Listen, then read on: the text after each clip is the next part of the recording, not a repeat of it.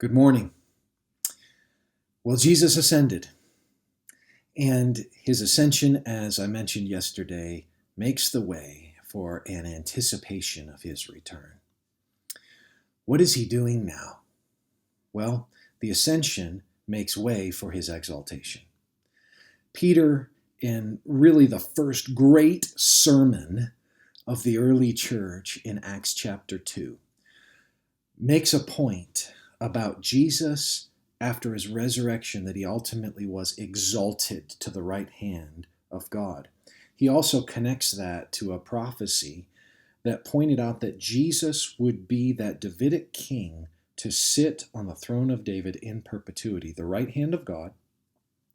The throne of David merge in our eschatologically moving forward are one. It is the place or the locus of the operation of the governance of Jesus over his church.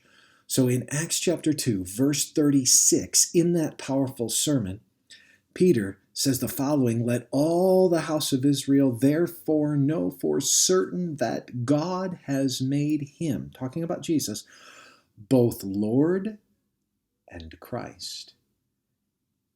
This Jesus whom you crucified. He points out, you thought you were doing away with him. No.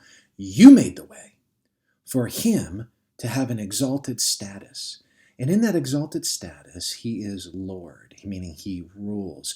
So in many ways, we have in Luke's gospel the earthly life and ministry of Jesus. And in Acts, we have the heavenly ministry of Jesus as he leads his church, as he is over his church. The author of Hebrews, in a little preface where he gives a great Christology of Jesus, says, "He is the radiance of the glory of God and the exact imprint of his nature, and he upholds the universe by the word of his power. After making purifications for sins, after doing the work of the cross, he sat down at the right hand of the majesty on high."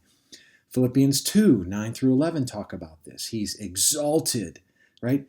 That every knee will bow, every tongue will confess that Jesus is Lord. So, what is Jesus doing right now? Well, he is leading his church. He is governing his church. I serve as a pastor, as an under shepherd. Our pastors serve as under shepherds in that way, under the chief shepherd, the good shepherd, the great shepherd of the sheep, the bishop of our souls, the Bible says, the author of life. He is the one who leads his church. So I want to tell you this. That's why the gates of hell won't prevail against the church. It's because Jesus leads his church. So you rest in the fact that the exalted Lord is leading his church.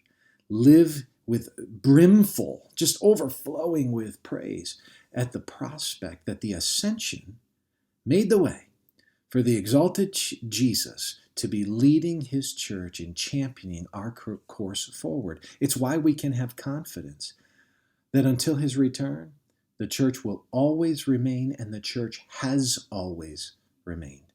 It's never left. It's never had a great apostasy. It has always been because Jesus leads his church. Praise his holy name.